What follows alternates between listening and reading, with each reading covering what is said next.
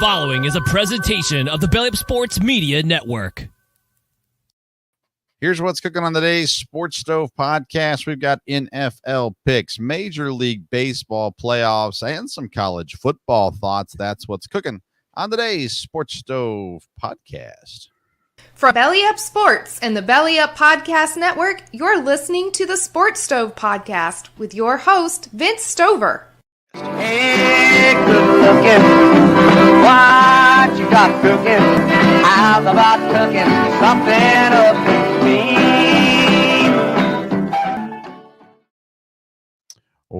Welcome in to an all-new edition of the Sports Stove podcast presented by Righteous Felon Jerky. That's right. Join the flavor revolution at righteousfelon.com. Use the code STOVE15. You're going to get 15% off your purchase each and every time. Welcome into tonight's show. I'm Vince Stover, joined as I am every week by my dad, Dale Stover. Dad, how you doing? Hey, doing good, boy. A lot of exciting sports stuff going on. This is definitely a great time of the year. We got all the football, and right now with baseball this week, that's a lot of fun. So, yeah, there's a lot happening. 2 wild card series are already completed. The Detroit Tigers, one of the hottest baseball teams coming into the playoffs, sweeps the Astros in Houston and goes on to the next round. And then Kansas City comes in and sweeps Baltimore. We knew Kansas City could beat Baltimore, but I can't say I saw it going down in 2 games. But Cole Reagans took care of things yesterday. And then in today's game, I didn't see who was the pitcher actually in today's game. They used about 5 pitchers, it looked like. I forget who started, but yeah, Seth Lugo got the start. Both teams used a ton of pitchers. Really, the issue though was Baltimore couldn't score. They got shut out in game 1, right, and then only scored 1 here in game 2. So Baltimore, with all that talent, could not get a win when it counted the most. And Kansas City and Detroit move on to the next round, which kind of makes me feel like Cleveland. Well, I don't know. I think Detroit's a legit threat right now to Cleveland. I think the Yankees should have no issues with the Royals in that round. And we're kind of seems like we're right kind of catapulting towards the Yankees and either the Dodgers or the Phillies, if you ask me. But nonetheless, a wild start to the wild card right now as we're recording. Milwaukee and New York are tied 1-1 in the second inning. And the Mets lead that series 1-0, and the Padres lead the Braves 1-0 in their series. They play later tonight. Actually, first pitch is in about 20 minutes from now. So baseball is in full swing in October play, and it has been nothing short of exciting to start things off for sure. And I think Milwaukee, their leadoff batter hit a home run to start the game for them on their end of things to get that. The Mets have actually just taken the lead in Milwaukee 2-1. So lots of fun things going on for sure in Major League Baseball. Pete Rose passed away, Dad. So obviously you can talk about Pete Rose and all that he means to the game of baseball, but ultimately the conversation comes down to, now that he has passed away, will he finally make the Hall of Fame? Will they change something to let him in? Or do you think we'll continue on to see Pete Rose never have that opportunity? I wouldn't think it would change. And I think with him being gone now, there'd be less, I think that decision has been made, and I wouldn't think that would change. That's going to be what most people, we're going to remember Pete Rose for. People, older than me and my age remember the great baseball player. He really was an exciting player, a great baseball player, no doubt about it. But I think, what's going to end up is going to be, the gambling thing, and then all the controversy about because I don't think he helped his cause a whole lot in the last few years. And I wouldn't see him making a change at this point. I mean, I guess it would be good for his family, but I'll be surprised if that changes. I think that I see. I would go different than you on that. I think him being gone now, he can't hurt that cause. He's not going to say anything that's going to hurt any more than it already has. I think for the sake of the game, again, his contribution. He was before me, of course, but his contribution to the game, his talent, so obvious. Nothing he did that got him banned from the game happened during his playing career and impacted his playing career. Like, his stats are still his stats. It's not like they were steroid changed and stuff like that. So I think at some point, I think he gets in. I think they let him in, whether it's on one of those, provisional ballots or whatever they do. And I think it's sad. I think that if he was deserving of it, it should have been while he was alive. But I think at some point, because of the impact he had on the game, I think he does get in. But we'll see. Baseball is one of those weird sports that basically makes the wrong decision almost every time. So we'll see. We'll see what they end up doing. They do more to hurt the game than they ever do to help the game. So I don't know. We'll see what direction they end up going from there as well. Nonetheless, any other thoughts baseball wise before we move on to football?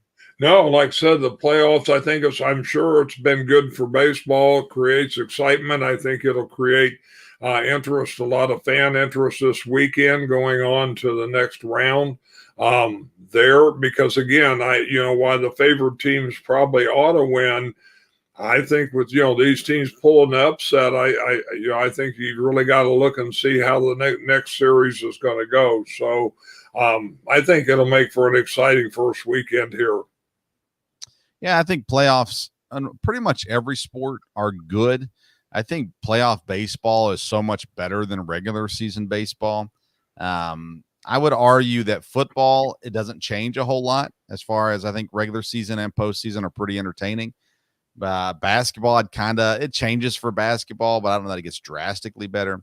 I think hockey and baseball, though, once you get to the playoffs, is the time to watch. Like, it's the time to tune in. It's always an awesome atmosphere as well. Let's transition to football. Dad, last week, best picks that we've had so far. I went 5 for 6. You went 3 for 6 last week, and we finally got some right. Finally, last week for sure. There's some interesting NFL news going on right now. Of course, they're saying Davante Adams is now on the trade block, that Vegas is willing to listen to trade offers. It feels like the Jets and the Saints are the leaders. The Steelers' name keeps coming up. I'm not sure that Davante Adams wants to go to Pittsburgh, so I think it's going to really kind of come down to where he wants to go. And I think you're looking at New Orleans with Derek Carr or the Jets with Aaron Rodgers. To me, are kind of the only two options for him. Yeah, I think several teams could benefit from him. I heard today on the radio that, Washington's name come up. It'd be real interesting. But again, exactly where he's going to want to go, we'll see. I do think that the Saints probably, to me, make the most sense, but the Saints or the Jets, I would think, would kind of be the obvious ones. But, like I said, a lot of teams could benefit from his talent, no doubt about it. But, I think he'd probably like to go to Kansas City, but I've heard there's not a lot of interest, and that really won't happen there. So I think he wants to go somewhere where he can be successful. So, yeah. And he's going to be selective for sure as well. And I don't think it's just necessarily only to a good team. I just think it's to the right quarterback and where he wants to go play at. And he's already talked about how much he gets along with Derek Carr from their college days and everything like that. Obviously, that offense is looking really good right now. And then, of course, Aaron Rodgers and the connection he has with him as well. But he left Green Bay when Aaron Rodgers was there to go to Vegas with Derek Carr. I'm not sure that he necessarily has a great desire to play with Aaron Rodgers again, to be honest with you. So either way, playing in the Dome in New Orleans would be more comfortable than playing in New York throughout the winter. But we'll see what Adams decides and what Vegas decides to do with them. Let's talk about last week real quick, go through a couple of these games and figure out what we learned about these teams in these games. I don't think we learned a lot against Dallas and New York on Thursday night. Dallas gets the win. They only won by 5 points. I don't think we learned a lot about the Giants either in that game. It's just kind of is what it is. Vikings and Green Bay, obviously we can talk about Green Bay all night. We're not going to. If Green Bay had a kicker, then they would have won that game. Obviously, Jordan Love throws 3 interceptions, but neither me or my dad are concerned about Jordan Love or the Packers. Actually, I think we're actually pretty encouraged after that game, even with the loss, the way they ended up playing and fought back and whatnot from there. Yeah, overall pretty good. What did we learn? Broncos Jets, low scoring game, 10-9. Did we learn anything about either team, good or bad? Well, I think we learned that the Jets really are in trouble. I think there's a lot of problems there team wise, and I think they're going to have to rebound real quickly here. Their season, will be gone. I don't think Denver's a great team. I think the coach maybe has things going in the right direction. The new quarterback there, they do have a good defense. It looks like, no doubt about that. But I don't know if it'll be a stellar year for them. That was a big win for them. But to me, it tells me more negatively about the Jets than it does positively about the Broncos. Now, I didn't watch this game, so it puts me a little bit behind as far as making a lot of critiques on it. Bo Nix goes 12 for 25 for 60 yards and 1 touchdown. That's not good, yet he still wins the game. They ran the ball for 126 yards, but no touchdowns. You go to the New York side of things, Rodgers, he was about a little better than 50%, 24-42, 225 yards, no interceptions, but also no touchdowns. They didn't run the ball well at all. They only ran the ball 23 times for 64 yards. Bryce Hall only had 4 yards. That's not good. Aaron Rodgers was the second leading rusher at 26 yards in the game. And the old Wisconsin boy, Braylon Allen, led the team for 34 yards. So there's not a lot there rushing wise that obviously stands out, but they got to find ways to get in the end zone at the end of the day. When I look at the stat side of things, it doesn't cause great concern for me for the Jets. When I look at it though, Garrett Wilson, I really like. Young guy, really, really talented guy. But when you look at Mike Williams and Alan Lazard and even Tyler Conklin, like those are not guys that I look at right now and go, that's going to get you where you need to go. I know Mike Williams is talented, but Alan Lazard would not be in the league right now if it wasn't for Aaron Rodgers. And that's not to say that he doesn't have talent, but he doesn't have the skill set that lands him in a good place. Unless he's got a quarterback like Aaron Rodgers who trusts him so much that he's going to make sure he gets the ball. So, I mean, you look at last year, Lazard, when Rodgers was out, it wasn't pretty. So at the end of the day, the Jets, they don't have as much talent as they need. And I'm interested to see what they do moving forward. Do they go out and get Devontae Adams? I mean, if they do, that definitely upgrades the Jets offense for sure. But yeah, I don't know that. I'm not sure that I learned enough about either team, honestly. I think the Broncos are who they are. I think the Jets are going to be up and down throughout the season, and I think Nathaniel Hackett is probably not the answer to call plays there in New York. And honestly, we talked about this before the season. I think Robert Saleh is a great defensive coach, but I'm not sure that he's a great head coach there in New York either. So maybe coaching change turns things around in New York. Falcons and Saints, super exciting, fun game, close game. I don't think we learned much about either team as far as I think they are competitive, and they will be throughout the season. I think the Falcons will continue to improve just as Kirk Cousins gets things going there. Philadelphia, Tampa, though, Dad. Tampa took care of business. And I've been a Baker fan for sure. I've supported Baker Mayfield. I've been on that train. But they got beat by Denver last week, and so I really thought they were going to get beat by Philadelphia this week.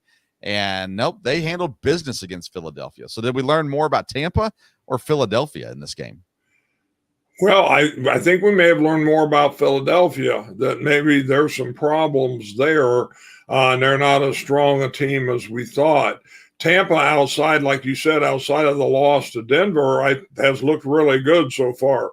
this year, and they looked good last week. So I think they're going to be a contender definitely in their division there, and be a contender maybe in the NFC. But the Eagles may not be as big a contender as we thought they were going to be. They'll have to rebound. They've got talent. I mean, of course, right now, I guess Brown is out at receiver, but Barkley's been a great addition.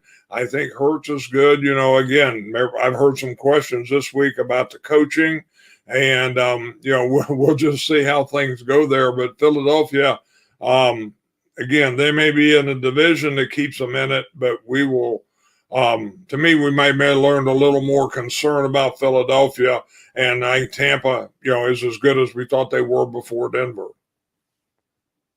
Yeah, maybe so. We'll see. I'm interested to see. Philadelphia is a little beat up, especially at wide receiver. They had some turnovers, which you just can't have as well. Mayfield played great, 30 for 47, 347 yards and 2 touchdowns. The run game combined was okay. Neither running back really did a lot in and of themselves. And Mike Evans continues just to show up every single week as well. So I'm intrigued. I'm not sure that I'm ready to commit to the Buccaneers' greatness just yet, or for the Eagles' downfall. But if you talk to Philadelphia fans, it seems like they're ready to try out a new coach, for sure. Let me look real quick. Jaguars, Dad, still haven't won a game this season. They played a really good opponent in Houston, but they were winning in the fourth quarter and couldn't hold on to that win as Houston scored towards the end of the game. We both like both of these teams, but Dad, something in Jacksonville has to change, because this has been several years now that they've had the talent and they haven't been able to put it into wins on Sundays. Yeah, Jacksonville is gonna have to get it turned around. It seems like they'd be better, but like I said, they did play a good team. It was a close game, but I think Houston's a really good team. So, Jacksonville's just gonna have trouble. Maybe these next few weeks, but they need to start getting some wins and moving on there. If they get too far behind in that division, they'll be in trouble. Joe Flacco, elite quarterback. He's back again in Indianapolis after Anthony Richardson goes down, and leads the Colts to a big win over Pittsburgh, giving Pittsburgh their first loss of the season. Pittsburgh did not play bad. Actually, they may have looked as good as they've looked all season in some ways. But I don't know. What do we make of the Colts with Joe Flacco if he ends up being around playing more games than he should? Well, it's just so surprising. But again, he knows how to play. There's no doubt about it, and he's turned out to be one of the best backups as far as being able to keep the ship going in the right direction. So we'll see if Richardson can get healthy, and if he can develop as he needs to. It may take another year or so for him as far as really developing an all-around game. But the good thing for the Colts is I think Flacco gives them enough stability. It showed that as long as they can keep Taylor healthy, they've got some talent there enough to win. Yeah, and there's other games we could talk about. Raiders Browns, with the Raiders getting the win. Chiefs Chargers was a close one. Ravens took care of business against the Bills. But last one I want to talk about from last week is the Commanders winning 42-14 over the Cardinals. Now, we wouldn't say the Cardinals are world beaters, but I didn't expect the Commanders to come in and dominate the way that they did. I think we learned a lot about Washington this week, Dad. Do you think we learned more about Washington or Arizona? I think we learned more about Washington. I think it's more that they're for real. I don't know where they're going to end up as the year goes on, but definitely the quarterback, the new coach, everything has got that in the right direction right now. Of course, we know their fan base is really good and going to be behind them. So, and again, the division may help them out a little bit. So we'll see. Yeah, Jaden Daniels, 26 of 30, which is really good. 233 yards, 1 touchdown, 1 pick. Brian Robinson had a great game, 101 yards on 21 carries for a touchdown. Jeremy Nichols added 2 touchdowns as well. Scary Terry's showing up now. He's doing his job as well. this Washington team, Dad, is fun. That's just as simple as I can put it. Arizona, Marvin Harrison's getting his consistency now, but Kyler Murray wasn't bad. He just wasn't good. And he needs to be good every single week for sure from there. So let's talk about them. We'll talk about them in week 5 as well as we get into our picks this week. Again, each week me and Dad pick 6 games. We pick every primetime game, and then we fill out the rest of the 6 with any random games that we desire. Last week, again, much better week for us in our picks than in weeks past. So let's start with Thursday night. The Atlanta Falcons host the Tampa Bay Buccaneers. Does the Baker train keep rolling, or Atlanta at home? Do they find a way to get the win this week? This is a really hard game to pick because both teams, I think, have potential. This should be a really good football game. But I'm going to go with Tampa Bay. I think they're further along at this point than Atlanta is. And, we'll see. But I've had to think about it long and hard, but I think the smart pick is Tampa Bay. Yeah, I think Tampa Bay is going to be up and down. I think we're going to see good games and bad games. Being at Atlanta, I like Kirk Cousins in the Dome, and I think they're starting to find their groove a bit too. So I'm going to go with Atlanta at home in this one instead of Tampa, although I'm a supporter of Baker Mayfield and the Tampa Bay Bucks, but I just think this week it's for Atlanta. One of the longer storied programs, 2 of the longer storied programs in the NFL, face off on Sunday night. Dallas travels to Pittsburgh. Pittsburgh coming off a big loss. Dallas gets the win, but it wasn't pretty as well. Justin Fields, Dak Prescott. Who do you take, Dallas or Pittsburgh? Well, I'm going to take Pittsburgh in this one. And in the past, I would have picked them just because I didn't like Dallas. But I think Pittsburgh is playing much, much better. Dallas is still struggling in some areas. And this being at Pittsburgh, again, this one honestly could go either way also, but I'm going to take the Steelers in this one. Fields is going to continue to be the starter right now. I think that's the right choice. And, again, Pittsburgh always has a good defense.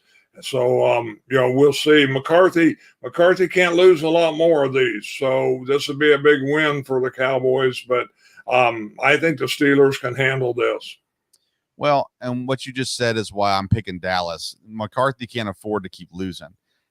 He's been winning 10 games at least every season in Dallas. I don't think Pittsburgh is as good as their record.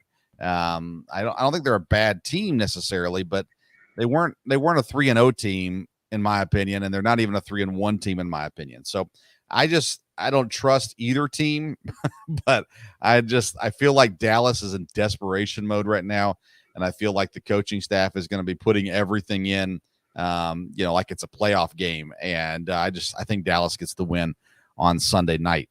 Monday night, only one Monday night game this week. New Orleans travels to Kansas City. Kansas City still undefeated at 4-0. New Orleans has looked good, but coming off a loss last week as well on the road. Do you go New Orleans or Kansas City? Well, again, sooner or later, Kansas City will lose, but I don't think it'll be this week. I think being at home and on Monday night, New Orleans is good, so maybe they can make a real statement game here. But to me, it doesn't make sense to pick against the Chiefs, so I'm going to go with the Chiefs. Yeah, I agree. At home, especially, I'm not going against Kansas City at home. So I agree with you. Again, New Orleans has looked really good. They've been putting up a lot of points. But yeah, I go Kansas City in this game. Kansas City's tough, and they bring in Kareem Hunt at running back, which I think is a good thing for them. The rookie Steele, I don't think you're going to see him a whole lot more. Had a fumble last week. I think they're going to quickly move on from him. So maybe more P. Ryan, but I think we'll see a lot of Kareem Hunt too. So I like Kansas City at home. Hard to go against them on that one. All right, Dad. Now we get 3 games of our own choosing, and this is an interesting week to be picking games. There's some really good games, but that makes them hard to pick at the same time. So I'll start with you. Who's your first game that you're going with? Game number 4 for this week. Well, it was kind of interesting to look at, but the first one I'll go with is Hail to the Commanders. I believe we'll stay with Washington. They're at home against Cleveland. Cleveland has really got problems. And again, Washington at home coming off a big win. I'm going to pick them. Yeah, I mean, I tend to agree with you. They're not part of my pick six. I'll pick them to win this week as well, though, mainly because they're at home. I think Cleveland, man, there's so much talent there, and I don't know when or how they make changes. I don't know what they're going to do. Is it at quarterback? Do you give Jameis Winston a shot? You're paying so much money to Deshaun Watson. I don't know. Something's got to change in Cleveland. Washington is riding high right now. A win this week for them would be massive to go 4-1 and put themselves in a really, really good spot moving forward as well. But we'll see. I'll pick Washington, but they're not in my pick six. Dad, I'm going to go with an 0-4 team in Jacksonville to get their first win of the season this week. They're at home against Indianapolis. Indianapolis right now, first of all, if it's Joe Flacco, count me out. I don't think he's the answer. If it's Anthony Richardson, he's a little banged up. We saw that last year. He had a hard time staying healthy once he got injured. He's already thrown 6 interceptions this season. Jacksonville is beyond desperate as well. Again, I like both of these teams. I like Jonathan Taylor a ton. But I'm going to go Jacksonville in this game. What are your thoughts on the Jacksonville-Indianapolis game? Yeah, I didn't pick this one as one of my pick six, but on the regular run pool pick, I picked Indianapolis. Again, I would like for Jacksonville to get a win here, but I think Indianapolis has played more solid, and I think they can, they can get the win here. So I picked Indianapolis. Okay, all right. Who's game number 5 for you this week? Well, lately I've not done real well this year in my picks, and every now and then I pick one that I think, boy, this is just an easy one, and they haven't worked out. But we'll try one again this week, and I'm going to take Seattle at home over the Giants. Okay, Seattle over the Giants. This is not a game that I picked for my pick 6, and I'd probably actually go the other direction on you. Although at home, Seattle is still tough, and they are a good team. But I don't know. There's something about the Giants that kind of that sneaky, they're not going to be a playoff team, but they're going to annoy some people this season. And I actually liked the way they played against Dallas as well. So I'm going to go New York in that game. I would not make that. I'm not so bold on it that I would say that's in my pick 6, though, for sure this week. That game scares me. I am going to go San Francisco, though, Dad. They got Arizona this week. San Francisco's at home. Arizona has proven that they're not a good team. They could beat San Francisco because San Francisco's had their downfalls as well. But I think San Francisco gets the win at home against Arizona. Your thoughts on that game? Yeah, I did not make this one of my pick sixes, but I did pick San Francisco also. Again, it is a division game, so you never know kind of what's going to happen there. Arizona's been a little up and down, but you would think San Francisco, should rebound to be solid enough to handle this. So I would pick San Francisco. All right. Well, I have no idea where you're going with your 6th pick because there's not a ton of games that are obvious in my opinion. So who do you go with your 6th pick this week? Well, I think the Packers are going to rebound. The Rams are in trouble. And even though it's at Los Angeles, the Packers are actually favored. Jordan Love, again, I think, has rebounded somewhat from his injury.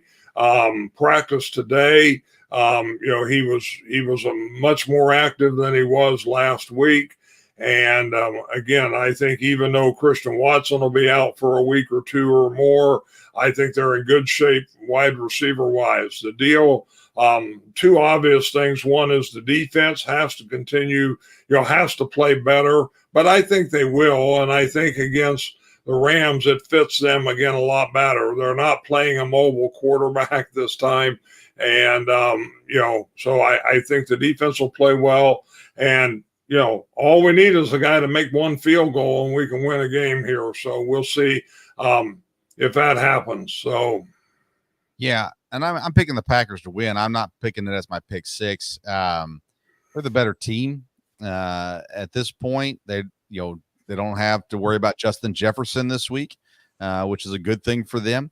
And defensively, I'm actually not disappointed in their defense. I think the defense has been fine. You throw 3 interceptions, you can't blame it on the defense to give up 31 points, in my opinion. So, nonetheless, I do think Green Bay should win, so I've picked them as well. For my final game, Dad, I mean, it's bad teams against bad teams or good teams against good teams pretty much the rest of the way. I'm going to go with Chicago over Carolina. I think the Bears are starting to find their way to 7-8 wins on the season, and Carolina is not, even with Andy Dalton in at quarterback. By the way, former Chicago Bears Andy Dalton there on the roster for Carolina. I still think the Bears are just the better team here, and I think they're starting to figure some of the things out, and we'll continue to see them get just a little better throughout this year. I think they're still a year or two away from being, to the point where you may be worried about them a little bit, but right now they're just better than Carolina. So I think going against Carolina is a pretty safe pick most weeks. so I'm going to go with the Bears over Carolina. Any thoughts on that game? Yeah, I didn't make this one as my pick 6. In my run pool pick, again, this is the one game I just went with my heart, and I picked Carolina. So we will see. It'd be great if they could beat the Bears. So we'll see how it goes. I picked one last week just because I felt good about it, and it turned out, but I don't know if this one will. Yeah, I don't ever cheer for the Bears to win, but when I'm picking games, I don't mind picking them in some matchups. All right, let's run through the rest of these games going on this weekend. Let's see here. Denver hosts Las Vegas. I mean, flip a coin. I don't know what you're going to get on this one, Dad. I don't even know who to pick. Gracious. I'll go Denver because I don't think Vegas is any good. But man, this is a game I have no interest in watching. Yeah, I agree. I picked Denver just because they're at home. Yeah. New England hosts Miami. Miami doesn't have a quarterback, so I'm going New England in this game. Miami does have other talented people. Achan's great at running back. They still got the receivers. But if you don't have a quarterback, it's hard to win games in this league, and Miami does not have a quarterback. So I'm going to go New England, getting their second win on the year at home against Miami, and continue to watch Miami fall. How do you feel about that one? Yeah, I would agree with that. Again, Miami doesn't have a quarterback. New England is at home, and it is a division game, so I would pick New England. Minnesota hosts Aaron Rodgers and the Jets. Minnesota undefeated. They are at home. Dad, I'm going to go the Jets because I just don't think Minnesota can keep winning games. And I think the Jets have something to prove this week. And Aaron Rodgers back in Minnesota, give him the confines of a dome and let him go to work. I go Jets over Minnesota. Yeah, I picked Minnesota in this one. I don't know I don't think they're going to win the division, but I was a little more impressed with them last week. Again, I think the Jets, this is going to be a hard place to rebound, to go into Minnesota there. They have a pretty good defense, and Jets are just going to have to play a lot better. But so I felt a lot more comfortable with the Vikings in this one. Okay. Cincinnati hosts Baltimore. Cincinnati's 1-3. I don't know if they can afford to go 1-4. Baltimore's solid, but they're only 2-2, and they're on the road in Cincinnati this week. So what direction do you go with Cincinnati and Baltimore? Yeah, this was a real hard game to pick. Again, I like both teams. You're right. Cincinnati needs to win, but Baltimore has just played much better, and they're more solid. So I'm going to pick the Ravens in this one. That's going to put the Bengals in a hole, but I think they'll have a hard time. I think Baltimore really impressed me the way they handled Buffalo. You cannot beat Baltimore unless you stop the run game, and I don't think Cincinnati can stop the run game. So I'll pick Baltimore as well in this game. Cincinnati can score. They should be able to score. So maybe they could keep it and win it, but I just think Baltimore right now, they're so hard to stop on the run game, and they've been so effective with it. I'll give them that one. Last game for Sunday is Houston hosting Buffalo. The battle of 3-1s. This is a game we could see again in the playoffs. CJ Stroud has been great. Buffalo, that loss was not a pretty loss. It was not a competitive loss. My goodness. I mean, Houston, are they good enough to beat Buffalo? Stephon Diggs revenge game here? Like, how do you go with Houston and Buffalo? Again, two good teams, should be a good game, but I'm going to pick Houston because they're at home. And again, Houston, again, I like them. I think they've played well. Buffalo surprised me that they didn't play, any better in some ways against Baltimore. But this one, honestly, again, two good teams could go either way. They may see each other, like you said, again in the playoffs. But I like what Houston's doing, so I'm going to go with Houston at home. Yeah, when in doubt, go with the home team. So that's what I'm doing, going with Houston. But I mean, I would not be shocked at all if Buffalo wins this game. But I will go with Houston in this one as well. All right. Any thoughts NFL-wise before we transition to college football? No, it's been a exciting week or exciting season so far. There have been surprises every week. I think there'll be surprises this week. And so looking forward to the games this weekend. All right. So college football this weekend. Couple exciting things going on in the news. Florida State will have a different quarterback as DJU is out with a broken finger. Then we've got the Mountain West trying to find teams to come join the conference after they announced that many of their teams left for the Pac-12. UTEP joins the Mountain West. Texas State turns down the Mountain West to stay in the Sun Belt moving forward.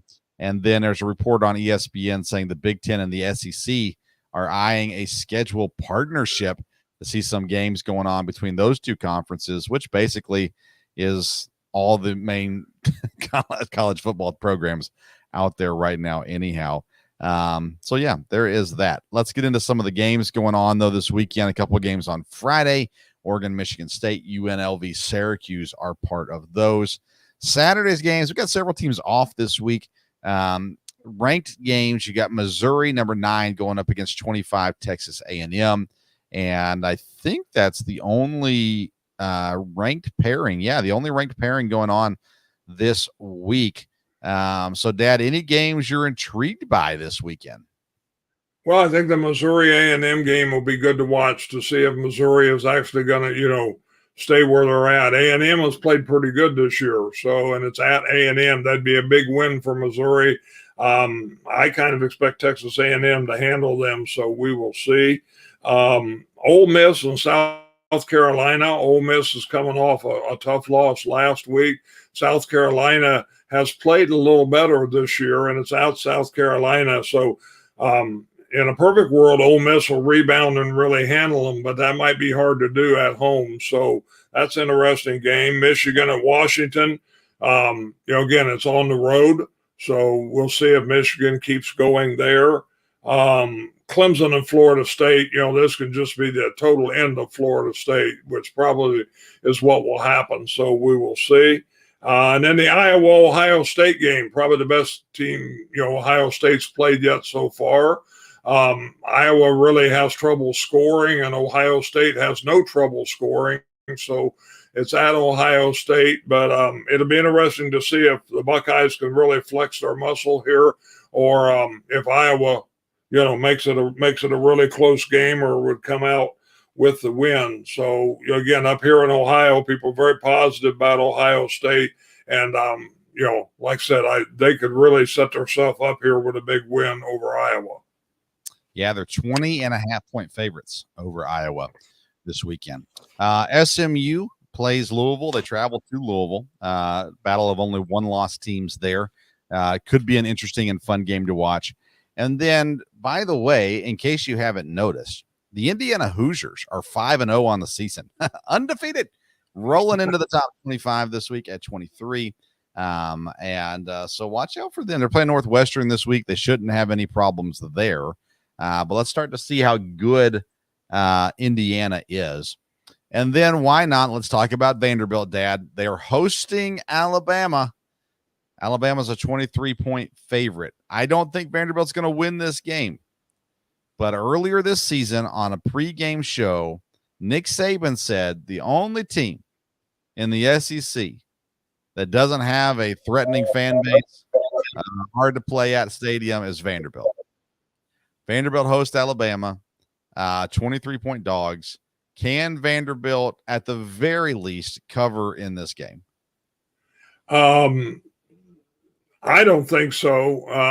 But we will, we will see. They have played much better this year, no doubt about it. And Alabama's coming off a huge win at Georgia. So if they were going to, come and be relaxed, then that would be, this would be a game that could do it. But again, we know at Vanderbilt, the stadium's going to be absolutely, completely full of Alabama fans. And, so I think it'll be, if it's close for a while, that'll be good. But I'd be a little surprised if Alabama didn't cover. Vanderbilt was off last week, so they've had 2 weeks to prepare for Alabama. Coming off of a double overtime loss to number 7 ranked Missouri. 2 weeks then to prepare for Alabama. Again, if Vanderbilt wins, pigs will fly. But I think Vanderbilt's gonna be sneaky in this game, and I think that like first half you might see it. A 3-point game, maybe a touchdown game, maybe a 10-point game in the first half.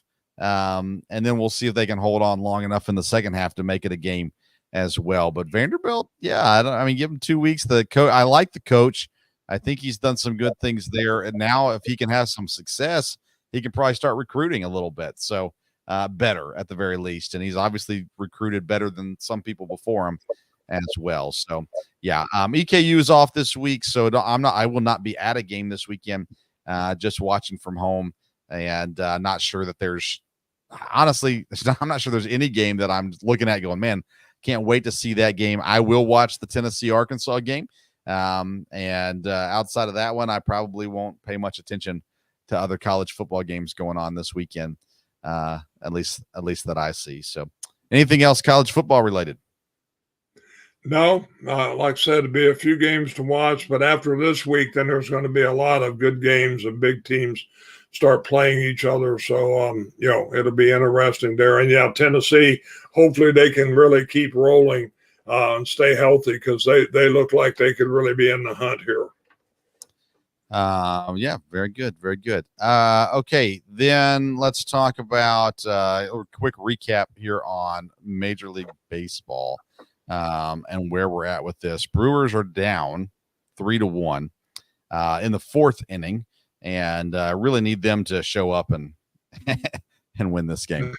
Braves are up 1-0 after the top of the first, so they're up in the first inning over the Padres as well. San Diego and the Mets lead these series, so if they win, lights out for the other teams here this evening. All right, Dad, let me think through fantasy baseball. It came to an end. We had our finale on Sunday. I was able to take home the championship in our league for the show. I was able to win another league. And, Dad, your grandson, my youngest son, first year in fantasy baseball, he won a championship in a 12-man league as well. So congrats to him. Also, us Stovers took second, third, and fourth in that league, myself and my two boys in that league there. So that was a lot of fun playing with them this year as well. Any other topics before we sign off, Dad? No, and like you said, in fantasy baseball, I was able to finish second in another league, which was a surprise that I was in the finals, but that worked well. And then in the Belly Up League, I was able to win the consolation bracket, which doesn't mean a whole lot to a lot of people, but so far I've never finished worse than fifth in that league. So I wanted to keep that record going.